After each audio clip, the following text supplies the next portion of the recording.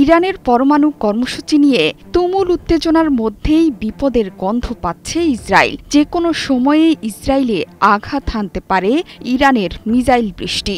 সেই ভয়ে বিমান বাহিনীর মহড়া চালিয়েছে তেল আবিব। ইসরায়েলি বিমান বাহিনী নিজ ঘাঁটিতে ক্ষেপণাস্ত্র এবং রকেট হামলার অনুকরণে এই মহড়া পরিচালনা করেছে। 2024 সালের এপ্রিল এবং অক্টোবরেও ইরানের হামলার আগে একই রকমের প্রস্তুতি নিতে দেখা গিয়েছিল। টাইমস অব ইসরায়েল বলছে, মার্কিন ইরান পারমাণবিক আলোচনা ভেস্তে গেলে এই অঞ্চলে আবারও উত্তেজনা বৃদ্ধি পাবে এমন শঙ্কায় নিজেদের শক্তিমত্তাকে ঝালিয়ে নিচ্ছে ইসরায়েল। বর্তমানে দ্বিতীয় দফার আলোচনা শেষ করেছে ইরান যুক্তরাষ্ট্র। উভয় পক্ষ ন্যায্য, স্থায়ী এবং বাধ্যতামূলক চুক্তির দিকে এগিয়ে যেতে সম্মত হয়েছে, যাতে ইরান শান্তিপূর্ণ পারমাণবিক শক্তি সক্ষমতা বজায় রেখে পারমাণবিক অস্ত্রমুক্ত থাকে সেটি নিশ্চিত করা যায়। 26 এপ্রিল আবারও আলোচনায় বসতে পারে দুই দেশের প্রতিনিধিরা।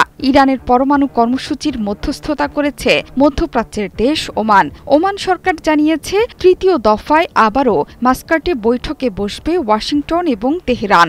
দেশ জুড়ে তোলপাড় ওয়ালটন ফ্রিজ কিনে আপনিও হয়ে যেতে পারেন মিলেনিয়ার।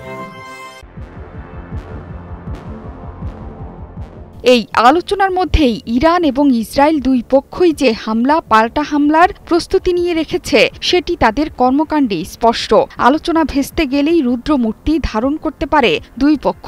ইরানের হামলা প্রতিহত করতে এবং তেহরানকে লক্ষ্যবস্তু করতে মার্কিন সহযোগিতা নিয়েই যাচ্ছে ইসরায়েল। সম্প্রতি ভয়ঙ্কর বাংকার বাস্টার বোমা নিয়ে ইসরায়েলে ঝাঁকে ঝাঁকে নেমেছে মার্কিন সামরিক বিমান। 9টি মার্কিন সামরিক পরিবহন বিমান অবতরণ করতে দেখা গেছে নেভাতিম বিমান ঘাঁটিতে। প্রতিটি বিমানই বাংকার বাস্টার বোমাতে বোঝাই ছিল। হঠাৎ ইসরায়েলের আকাশে বিমান দেখে এটা স্পষ্ট যে ইরানে হামলার ছক কষছে ইসরায়েল যুক্তরাষ্ট্র। মনে করা হচ্ছে, যুক্তরাষ্ট্র এবং ইরানের মধ্যে পরমাণু আলোচনা ব্যর্থ হলেই যৌথভাবে তেহরানে হামলা চালাতে পারে দুই দেশ। সেই ভাবনা থেকেই সেখানে মজুদ হচ্ছে বিধ্বংসী সব অস্ত্রশস্ত্র। সম্ভাব্য সব হুমকি মোকাবেলায় প্রস্তুত ইরানও।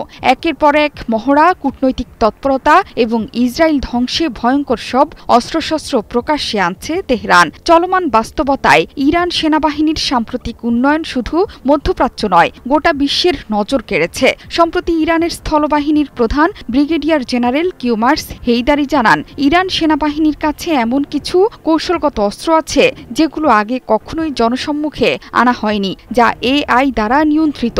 এই অস্ত্র নিশ্চিতভাবেই ধ্বংস করে দেবে শত্রুকে।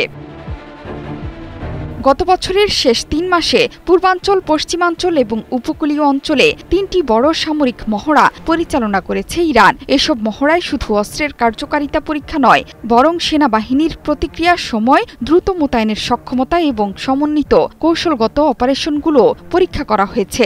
এতে প্রতিফলিত হয়েছে যে ইরান প্রতিরক্ষার পাশাপাশি আক্রমণাত্মক প্রস্তুতিতেও মনোযোগী। জোহরা চৌধুরী সেতু, 71।